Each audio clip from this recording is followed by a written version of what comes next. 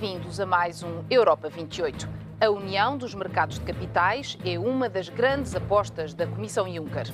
O objetivo é responder aos problemas de financiamento da economia europeia.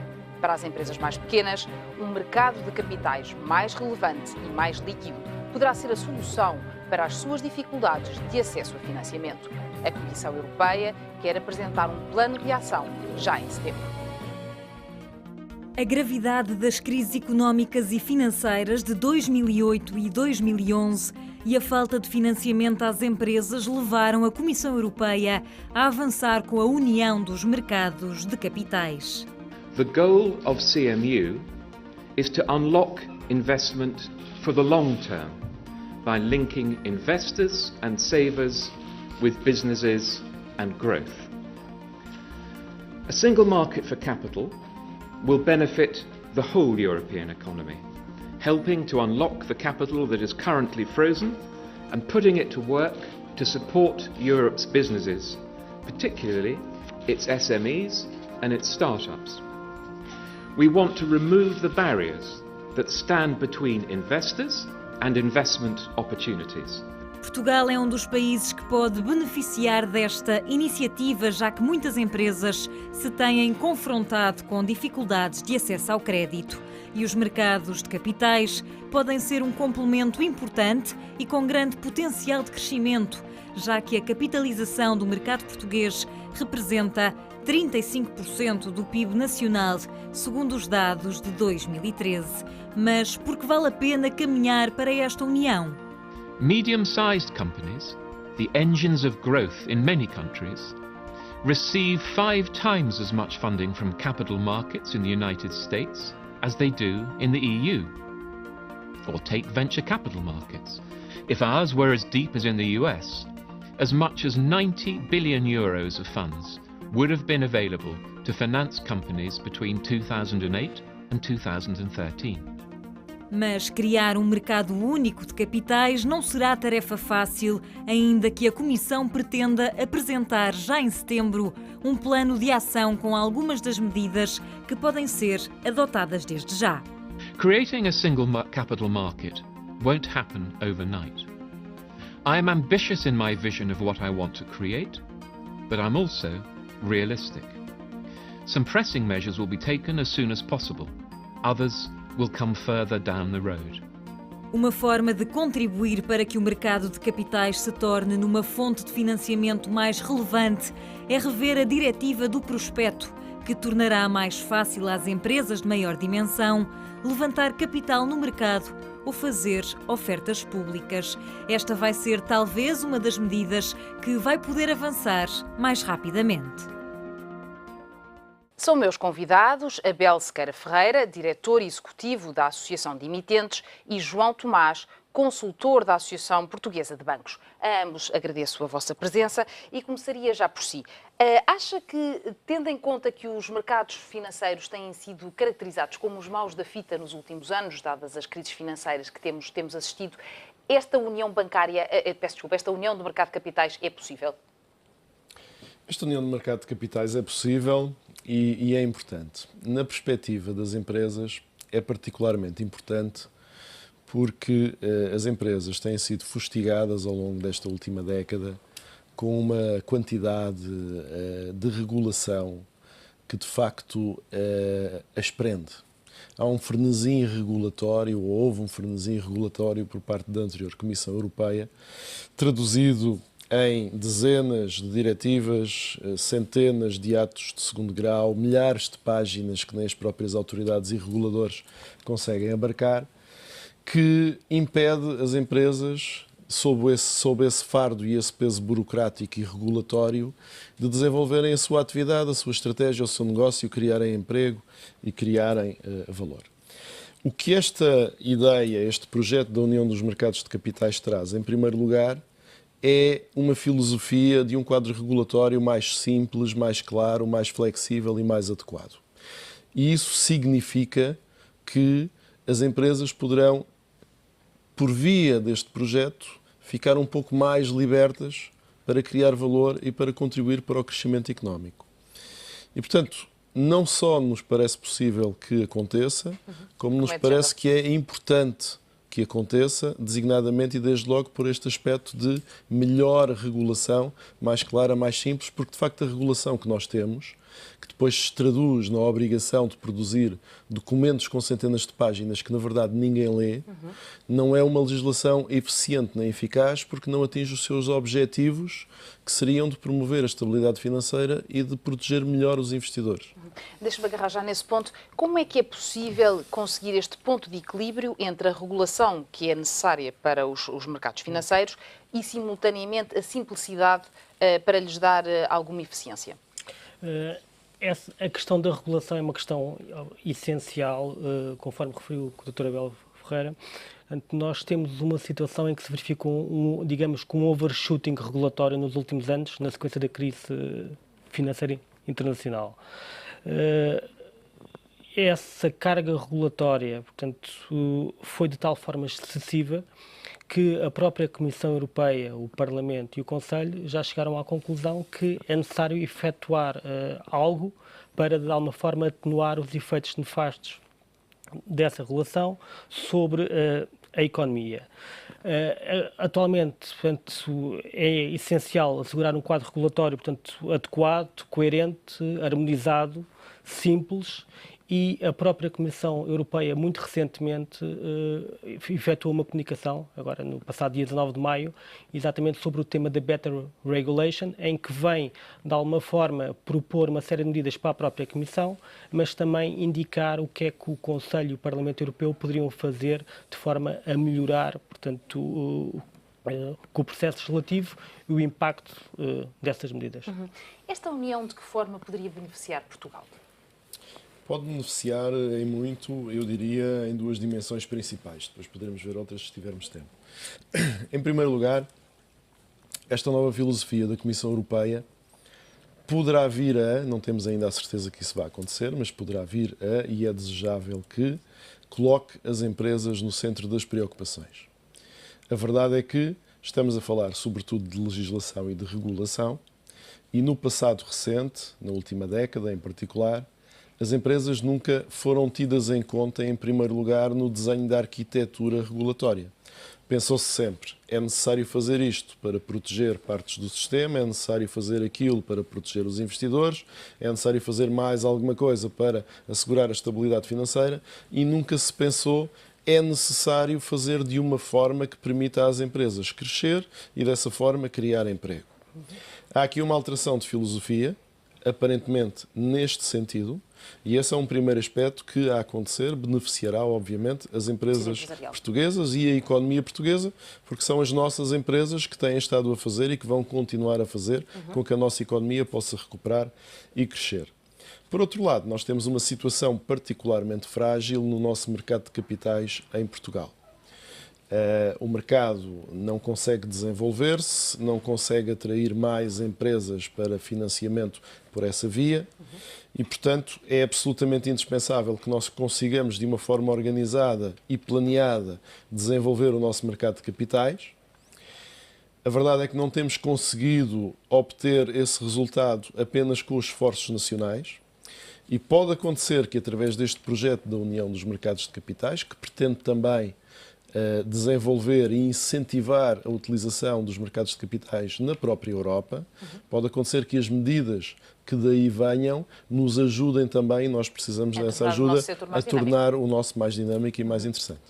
O problema é só do ponto de vista dos mercados de capitais ou é também da estrutura das empresas nacionais? Nós temos empresas demasiado pequenas e demasiado familiares para conseguirem abarcar a complexidade de produtos financeiros que podem estar aqui em causa. Esse ponto que refere é um ponto essencial no caso português, porque se nós olharmos para o tecido empresarial português, estamos a falar da existência de cerca de 380 mil PMEs. Dessas 380 mil, cerca de 340 mil são microempresas, ou seja, empresas com menos de 10 trabalhadores, com menos de 2 milhões de euros de volume de negócio e 2 milhões de euros de ativos. Claramente, para muitas dessas empresas, muitas das soluções que vão ser discutidas no âmbito da União do Mercado de Capitais, como sendo possibilidades de acesso ao mercado de capitais, não vão ser possibilidades efetivas, porque nós temos, portanto, um conjunto de empresas, quer por questões relacionadas com a dimensão das empresas, quer por questões relacionadas com o governance das próprias empresas, quer com questões relacionadas com o excessivo grau de endividamento das empresas, portanto, não estarão, digamos assim, habilitadas a aceder ao mercado de capitais, a não ser no sentido mais amplo, nomeadamente ao nível, por exemplo, dos fundos de capital de risco, que podem vir a desempenhar, portanto, um papel muito importante para empresas com elevado potencial de crescimento, nomeadamente startups, empresas sem grande colateral para disponibilizar e, portanto, com um reduzido disclosure de informação, mas que têm necessidades de financiamento para crescimento significativas. Isto leva-me a perguntar-lhe se o Banco de Fomento, mais conhecido assim, mas na verdade, de facto, é a Instituição Financeira de Desenvolvimento, pode ser a solução, nomeadamente através de instrumentos de capitalização de empresas e através de, por exemplo, estou a pensar da linha de obrigações que já foi falada, se isso pode ser uma forma de colmatar essa falta de instrumentos que existem neste momento e a crítica que há pouco apontava do dinamismo do nosso setor, do nosso mercado de capitais. A minha perspectiva é que o instrumento privilegiado de capitalização das empresas deve ser o mercado de capitais, designadamente a Bolsa. Porque é aí que, de facto, deve ser realizado o encontro entre os investidores, que têm a sua poupança disponível para investir em projetos de longo prazo, e esses projetos e os empreendedores e as empresas que necessitam desse capital para crescer. A nossa economia e as nossas empresas estão, de facto, muito descapitalizadas e o financiamento em emissões de obrigações e emissões de ações através da Bolsa andará, em média, em 1%. A situação que não tem comparação com o resto da Europa desenvolvida. E, portanto, parece-me que, de facto, o instrumento privilegiado em que temos que apostar é o mercado de capitais / Bolsa.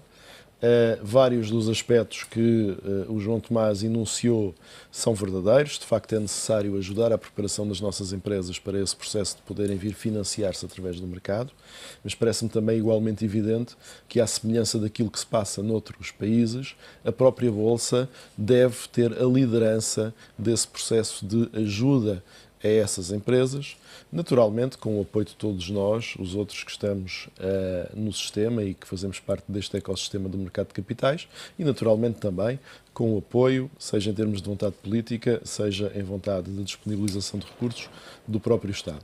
Mas penso que é mais uma questão... Mas o que é que tem falhado? Porque já muitos... a ideia de incentivar as empresas a ir para a Bolsa e para se financiar através da Bolsa não é nova. Porquê é que agora será diferente ou o que é preciso fazer para que desta vez resulte? Eu julgo que necessitamos de uma alteração de paradigma na forma como procuramos preparar e atrair as empresas para este tipo de financiamento.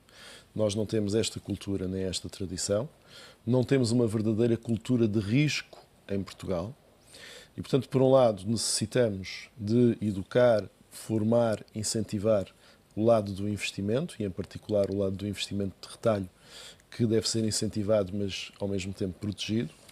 Mas também precisamos, do lado das empresas, de as motivar e de as preparar para aquilo que são os temas da regulação, da governação, da transparência, do reporte de informação. E nenhuma empresa vai fazer esse processo e esse trabalho, que tem custos, que demora tempo, se o objetivo único for, daqui a 1 ano ou 2, estar cotado em Bolsa. E, portanto, é necessário que nós, unindo esforços, e sob a liderança, que me parece quase incontornável que tenha que ser do Governo, consigamos selecionar um conjunto de empresas e ajudar essas empresas a preparar-se para serem melhores e mais fortes empresas em melhor situação de futura capitalização, tendo, portanto, essas empresas, daqui a tal 1 ou 2 anos, condições para decidir financiar-se com melhores condições por outras formas, por exemplo, financiamento bancário, ou financiar-se através do mercado de capitais. Isso leva-me já aqui a perguntar, um verdadeiro florescimento do mercado de capitais significará obrigatoriamente uma redução do negócio para a banca? Não necessariamente. É uma boa questão que coloca, porque temos duas componentes associadas ao projeto da União do Mercado de Capitais. Por um lado, há uma clara intenção de alguma forma, mudar o paradigma em termos do peso do financiamento do mercado de capitais e, digamos, o financiamento através do setor bancário.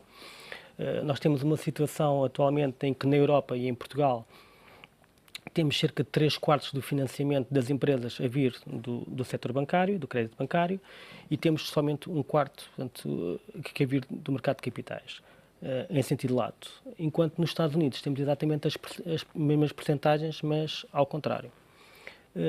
O que se verifica é que, mais do que o efeito de substituição de fontes de financiamento, este projeto da União do Mercado de Capitais, e isso é muito importante, porque, contrariamente à União Bancária, que digamos que é um processo muito de supervisão do que já existe, e em alguns casos até de alguns constrangimentos para o próprio setor bancário, o projeto da União do Mercado de Capitais envolve o crescimento do mercado de capitais, ou seja, envolve também um efeito de dimensão que é muito importante, porque mais do que a preocupação com o efeito de substituição de fontes de financiamento, acho que devemos focar no aumento global do financiamento. Ou seja, porque permitiria que as empresas crescessem mais e eventualmente até criar também negócio adicional para a banca.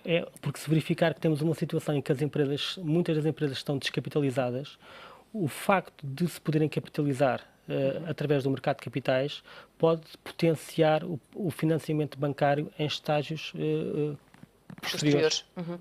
Uma ideia também que temos é de que esta união vai funcionar como um complemento ou em complemento do Plano Juncker. Consegue explicar-me ou percebeu de que forma é que este complemento vai ser feito? Respondo-lhe já. Deixe-me só completar talvez a resposta do João Tomás, dizendo que não há de facto aqui uma questão de substituição entre formas de financiamento. Elas são complementares, porque se na verdade o financiamento através dos mercados de capitais aumentar, isso poderá fazer com que, na aparência, em termos percentuais, o financiamento bancário diminua, mas ele pode aumentar em termos absolutos se os bancos puderem trabalhar com empresas também melhor preparadas e melhor capitalizadas e, dessa forma, gerar-se mais negócio que acaba por aproveitar a todas as partes do sistema. A questão que me coloca relativamente à articulação entre o Plano Juncker e a União dos Mercados de Capitais é tão pertinente que foi uma questão que eu coloquei ao Comissário Katainen quando ele esteve há alguns meses em Portugal e, de facto, não fiquei completamente esclarecido com a resposta. Ou seja, percebe-se que existe uma intenção de articulação, percebe-se que essa articulação é indispensável, mas, de facto, o próprio projeto da União dos Mercados de Capitais não está ainda suficientemente sedimentado. A consulta pública que foi feita teve qualquer coisa como 700 respostas, o que me parece que é um novo recorde em termos de consultas públicas relativamente a estas matérias e, portanto, a Comissão está agora a trabalhar, tanto quanto sabemos, de forma afadigada e muito rápida, no sentido de procurar ter um plano em setembro e, quando tivermos esse plano, provavelmente aí, percebendo melhor as medidas concretas que estarão em causa, vai ser mais fácil perceber essa relação. Neste momento, de facto, essa relação não é clara nem evidente para nós. O professor Abel Ferreira falou da questão da rapidez. Sente que da parte da Comissão Europeia existe uma rapidez anormal relativamente a este projeto de união dos mercados de capitais? Eu não sei se existe uma rapidez anormal. Eu acho que a própria Comissão tem noção que isto é um processo que vai levar bastante tempo. Até haver alguma mudança significativa das percentagens de financiamento, há quem estime que possa demorar uma geração. Nós temos dois objetivos associados ao projeto da União do Mercado de Capitais, de curto prazo e de longo prazo. De curto prazo, existe um objetivo claro que é fomentar o financiamento da economia através dos mercados de capitais para funcionar como uma espécie de pneu suplente. Isto foi uma expressão que o Alan Greenspan que utilizou também na sequência da crise asiática de 97, 98, portanto, a importância de utilizar os mercados de capitais para isso. A longo prazo, existe um objetivo claro de criação de um sistema financeiro mais eficiente e mais competitivo e, por outro lado, também mais resiliente, ou seja, mais resiliente no sentido que, sendo mais diversificado, pode acomodar, de melhor forma, choques que se venham a verificar. Já está a pensar numa crise futura? Não estou a pensar numa crise futura, mas é verdade que, existindo uma diversificação de fontes de financiamento com efeito de complementaridade de fontes de financiamento, se bem equacionada, uma união de mercado de capitais é essencial no sentido que a Europa precisa tanto de um setor bancário forte e estável, como de mercados financeiros dinâmicos e eficientes. É uma situação que, se for bem conseguida, este projeto no mercado de capitais é uma situação que pode ser uma situação, digamos, de win-win para todos. Agora, obviamente, que é um processo que vai levar tempo. A Comissão Europeia fez esta consulta, já sabemos que em setembro será apresentada uma comunicação com uma série de medidas que serão propostas relativamente para avançar já. Portanto, e existe um objetivo de ter a União do Mercado de Capitais já a funcionar de alguma forma em 2019, digamos 2019 de 2020, mas muitas das medidas que têm que ser tomadas para termos uma verdadeira União do Mercado de Capitais são medidas que, ao nível da insolvência, ao nível da fiscalidade, são, digamos, medidas que vão ser, digamos, algo demoradas em termos de concretização, em termos de tempo. Mas, simultaneamente, há aspectos de regulamentação que podem acontecer mais cedo e, portanto, pode acontecer mais cedo, e esse é um aspecto muito importante, uma flexibilização maior e uma maior simplicidade e clareza das regras. Estamos de acordo em tudo, só não estou de acordo com a ideia do pneu suplente, porque, de facto, naquilo que é uma prioridade urgente para Portugal, que é a capitalização das empresas, o mercado de capitais deve funcionar não como o pneu suplente, mas como o volante. Falava, quando se referia nessa questão, estava, por exemplo, a falar da questão da diretiva do prospecto, é isso? É Sim, um dos por exemplo, exemplos a diretiva do prospecto é, de facto, um dos exemplos que avançou de imediato e que já foi objeto de consulta.